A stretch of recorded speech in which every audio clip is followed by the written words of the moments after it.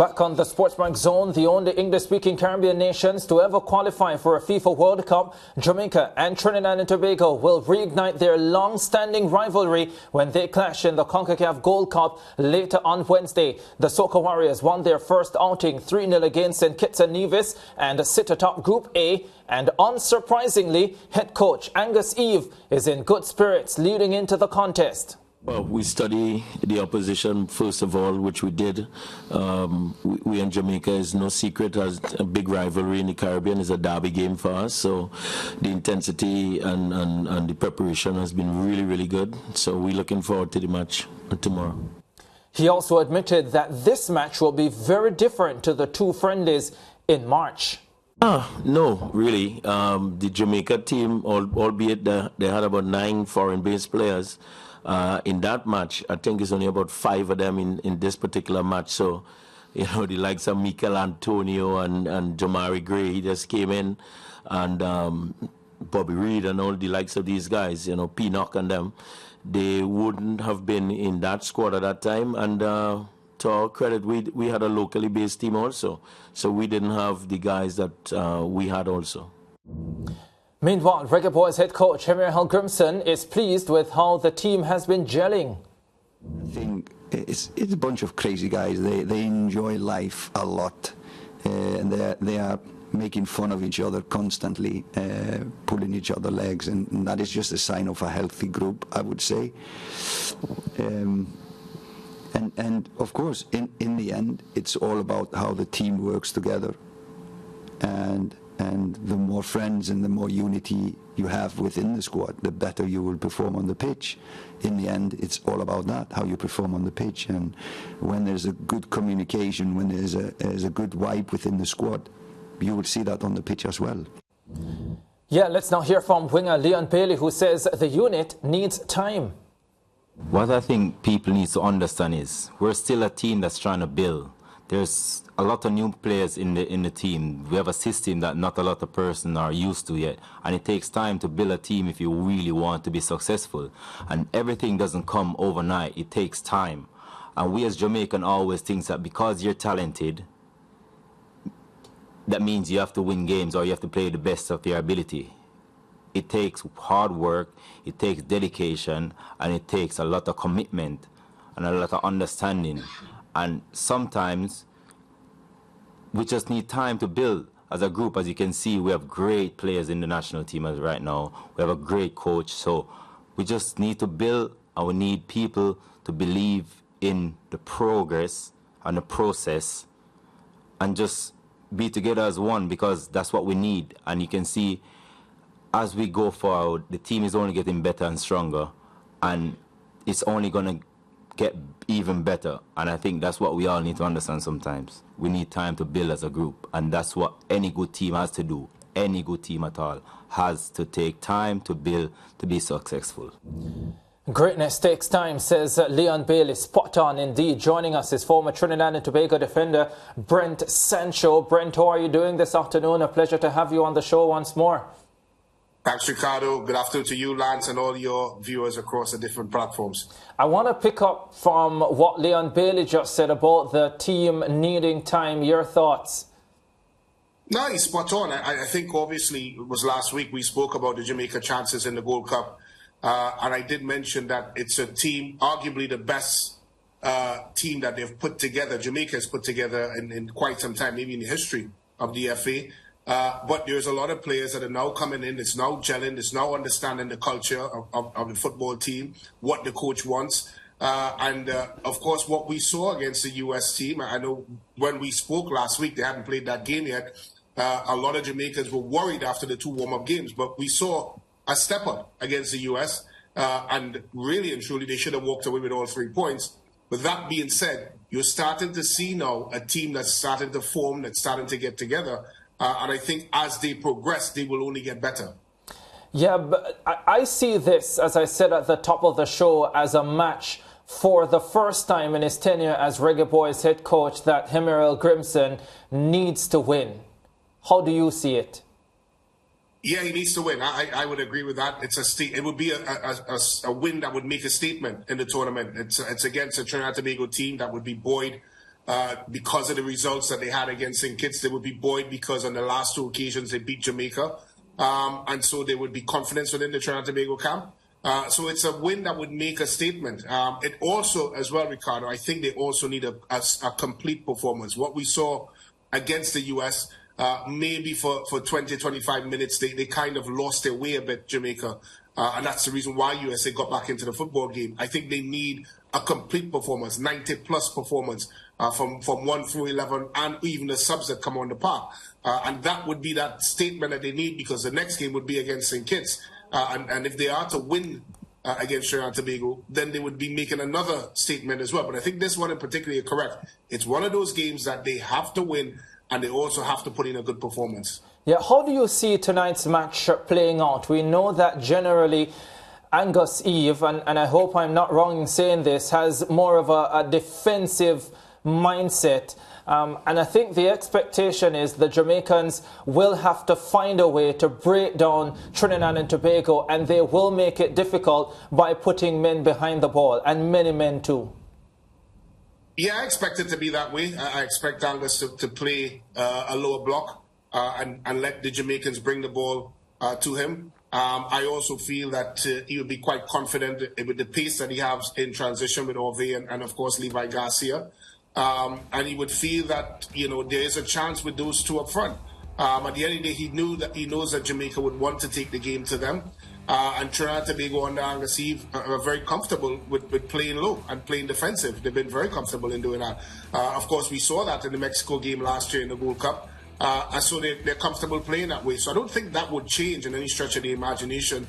I think for Trinidad and Tobago, it's extremely important that they match the intensity of the Jamaicans, because I do feel that they have some shortcomings from the physicality side. And we saw Jamaica score in a set play. That's one of the areas that Trinidad and Tobago needs to be switched on. But I think overall speaking, it's a game that Angus Eve will feel very comfortable playing lower and giving Jamaica more of the ball possession.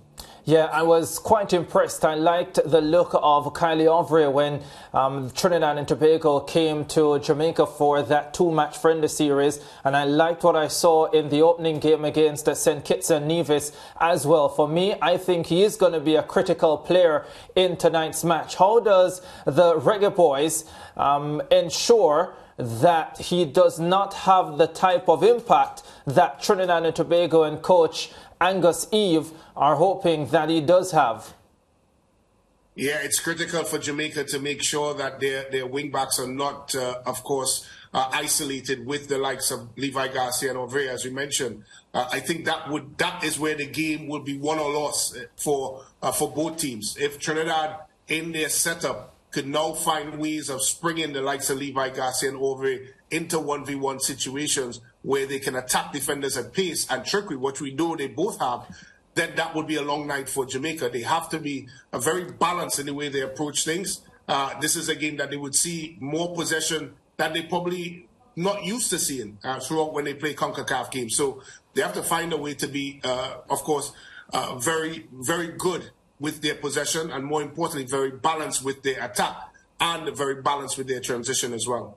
Brent, as far as preparation is concerned, because Trinidad and Tobago had been scheduled to play in the prelims, they got their timelines a little ahead of the Gold Cup, which means that Angus Eve would have benefited from a longer period with the nucleus of his team, and hence probably a little better prepared player for player for this assignment than the Jamaicans are. Is that a factor?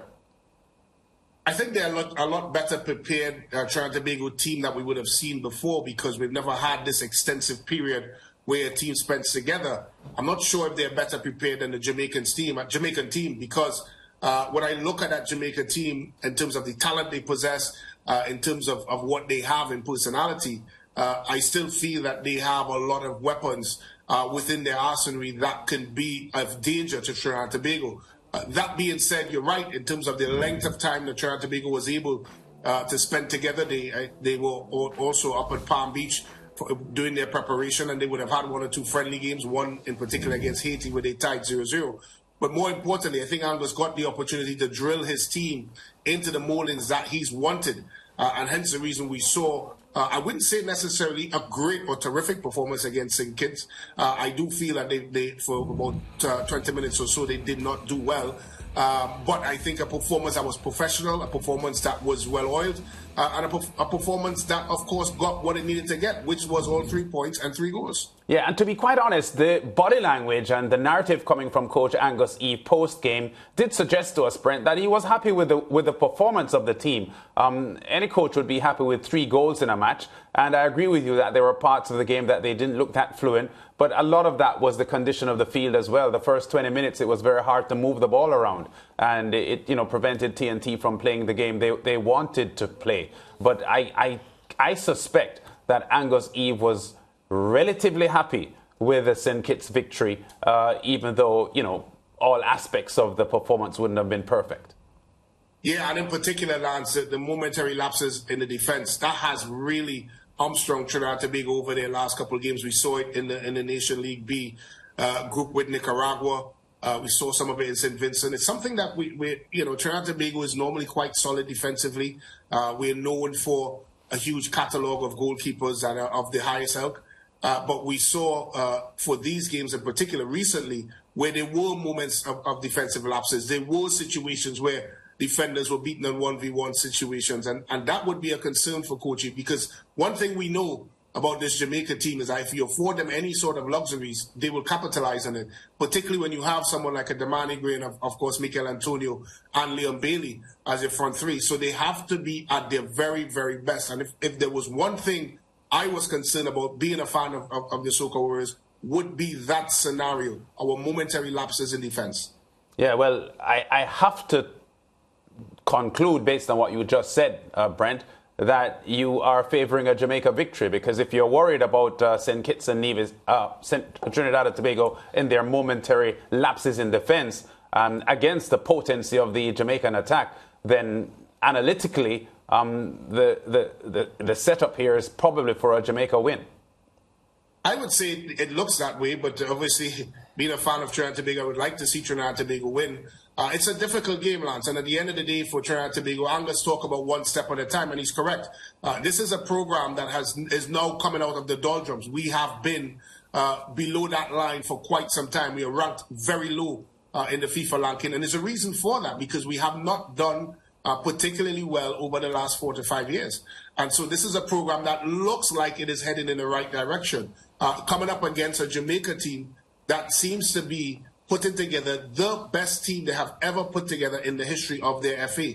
So yes, from an analyst perspective, it looks like it's heavily favoured for Jamaica. But I just feel that there is also that psychological side to the game where Trinidad and Tobago, and Angus Eve is very good at this, will get his charges right up for it. He will, of course, relax his luxuries on the fact that he has beaten this team, this Jamaica team, twice before, and he'll also go on the fact that a win for Trinidad and Tobago today will see them possibly into the next phase of the knockout phase. And as you guys were lamenting on the fact that, of course, that the teams that they may face in the second phase, if I'm Angus Eve and the Trinidad and Tobago national team, I'll fancy my chances. Yeah, for sure. Just 20 seconds on this one, Brent. Would you make any changes if you're either Jamaica or Trinidad and Tobago for this game tonight? No, from a Jamaica perspective, I think they had an excellent 11 out. I think from a Trinidad and Tobago perspective, I would play Levi Garcia more in his natural position, and I may try to bolster the middle of the park a bit more, and how that goes in terms of personnel. I think Angus has an array of persons to choose from, but certainly bolstering the middle of the park would be key for Angus Eve. Yeah, and St. Kitts and Nevis, they play the United States of America in the other Group A game. How much trouble are they in, Brent? Well, I listened to the remarks of their head coach, and he did say that he was hoping for a better performance from his team. I would say, Ricardo, I saw them live in Miami, and the performance against Trinidad and Tobago was nowhere close to what I saw in Miami. So it may be a case of first-time jitters. And so maybe this second game, now that they would have gotten the first one out of the way, may be a bit better. But they're coming up against a U.S. team that, I mean, if we're honest, they didn't play particularly well against Jamaica. They would also want to make a statement victory, a statement performance against St. Kitts. And I think they would try to be as rampant as possible and try to run up the scoreline if they can. So it is a difficult game for St. Kitts. They have to make sure that they take the game in time frames incrementally and be very resolute in the way they approach this one, or else it could be a high scoreline. Yeah, that is a fact. The St. Kitts and Nevis versus USA contest coming up at 8:30 p.m. Jamaica time, 9:30 ECT. The Jamaica versus Trinidad and Tobago encounter starting at 6:30 p.m. Jamaica time. That's 7:30 in the rest of the Caribbean. We take a break. When we return, we'll be talking about transfers in Europe.